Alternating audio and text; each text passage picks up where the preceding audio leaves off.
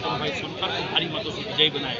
आप सब जानते हैं समाजवादी पार्टी और भारतीय जनता पार्टी के जो प्रत्याशी लोग लड़ाया तो किसी न किसी जेब के उनसे यहाँ की जनता नगर पालिका बचाना चाहती थी।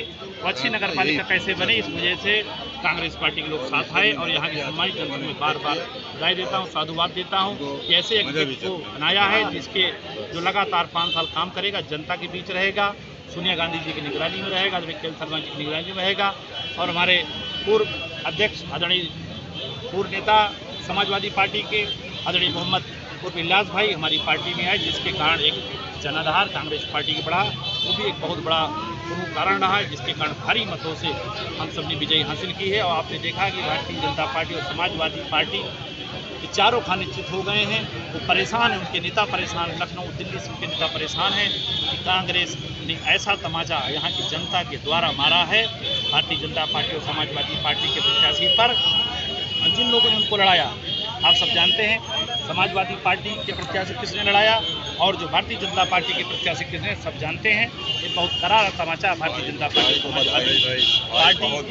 के नेताओं पर है और मैं पुनः एक बार बधाई देता हूं। और अच्छी नगर पालिका चले इसके लिए हम सब अच्छा काम करेंगे। किसी प्रकार की कोई समस्या नहीं आएगी। सोनिया गांधी जी का क्षेत्र है, बजट की कोई समस्या नहीं आएगी। निश्चित तौर पर अभूतपूर्व विकास कराया जाएगा। जैसे हमारे मन्नी भाई ने 2012 से 17 के बीच में एक अच्छा काम किया। हम लोग चाहते थे, हर जगह चर्चा रहती थी कि 12 से 17 के बीच जो काम हुआ है, चर्चा बहुत तेज़ी से थी है नगर में, हर जगह हर तबका चर्चा कर रहा था। और एक बार फिर बताऊँ कि जो चुनाव था, हर समाज के हर तबके के लोगों ने दिल खोलकर कांग्रेस पार्टी को वोट किया है।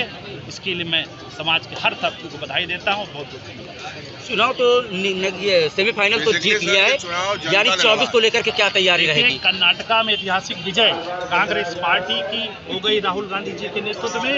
उसके द्वारा निश्चित तौर पर कांग्रेस पार्टी 2024 में केंद्र में सरकार बनाने जा रही है। जैसे जलजला रायबरेली का 2004 से 2014 के बीच रहा है, उसी तरह बनेगा। 2027 में भी हम सब प्रदेश में सरकार बनाएंगे। आप सबके द्वारा मैं पुनः एक बार जनता को बधाई देता हूं। और ये सेमीफाइनल था और ये आगाज है रायबरेली का। और समाजवादी पार्टी भारतीय जनता पार्टी का सामना नहीं कर सकती। ये कैसा संदेश रायबरेली में इतिहास की सबसे बड़ी चीज आप क्या कहेंगे? ये सबसे बड़ी चीज नगर पालिका की जनता की रायबरेली नगरवासियों की सबसे बड़ी। क्या माना जाए, जिस तरह से नगर पालिका में जीत मिली है, जिसको लेकर के जनता का पूरा सहयोग रहा है, कांग्रेस ने किस तरह से मेहनत की है, क्योंकि भारतीय जनता पार्टी के बड़े नेताओं का रायबरेली का दौरा लगातार जारी है। रायबरेली में समाजवादी पार्टी रही हो या भारतीय जनता पार्टी के प्रत्याशी, जिनका समाज से कोई लेना देना नहीं था। समाजवादी पार्टी के प्रत्याशी एक बिल्कुल जिसको न वो समाज को जानता था न समाज उसको जानता था, राजनीतिक उसका करियर न कोई बैकग्राउंड था।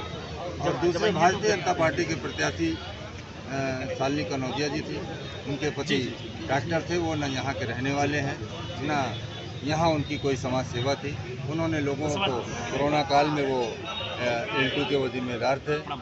लोगों ने देखा कि उनका व्यवहार कैसा था, इसलिए और भारतीय जनता पार्टी की नीतियों को और कांग्रेस की नीतियों को पसंद किया और भारतीय जनता पार्टी की नीतियों को न पसंद करते हुए कांग्रेस को लोगों ने वोट दिया। 2024 को लेकर के क्या रणनीति रहेगी? 2024 में आपने कर्नाटक देखा, किस तरह कांग्रेस सारी पार्टियों को दबाम कर दिया। अभी आने वाले इसी 2023 में आपके 5 स्टेट के चुनाव आप देखिएगा। मध्य प्रदेश भी कांग्रेस पार्टी सरकार बनाने जा रही है, राजस्थान फिर रिपीट करने जा रही है, छत्तीसगढ़ रिपीट करने जा रही है, हरियाणा जो है सरकार बनाने जा रही है। ये सारी सरकारें जब बन जाएंगी तो आपको खुद समझ में आ जाएगा कि आने वाला 2024 किसके पक्ष में, क्योंकि जनता समझ चुकी है। वो न कभी रोजगार की बात करते हैं, ना कभी नौजवानों की बात करते हैं, ना कभी शिक्षा की बात करते हैं, किसी चीज़ की बात नहीं करते हैं। कानून अभी एक हाईकोर्ट ने आदेश किया कि कोरोना काल में 15% फीस उन लड़कों की, उन बच्चों की वापस की जाए। आज तक सरकार ने उस पर कोई एक्शन नहीं लिया।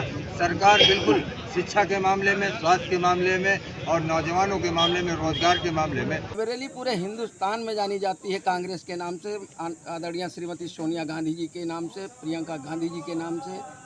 आदरणीय राहुल गांधी जी के नाम से, और सांसद प्रतिनिधि के.एल. शर्मा जी जब रायबरेली रहते हैं तो वो रायबरेली के विकास के बारे में हमेशा सोचते रहते हैं।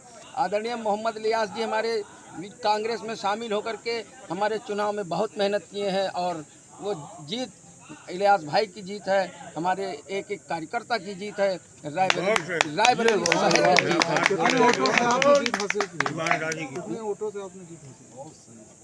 ऑटो से तो लगभग बहुत अंतर है, कम से कम 15-20 हज़ार ऑटो का अंतराल से मैं जीत रहा हूं, और मतगणना चल रही है अभी, और लीड बढ़ती ही रहेगी, बढ़ रही है हमारी लीड।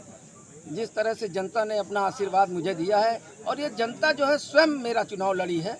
मैं तो एक कांग्रेस पार्टी का छोटा सा सेवक था और छोटा सा कार्यकर्ता था बूथ लेवल का, और जिस तरह से जनता ने सम्मान दिया है, इस सम्मान को बरकरार रखते हुए जनता को कहीं मेरे पास नगर पालिका तक नहीं आना पड़ेगा। मैं मान करूंगा, सम्मान करूंगा, जनता के एक फोन पर काम करूंगा। जनता के लिए क्या संदेश है रायबरेली जनता के लिए?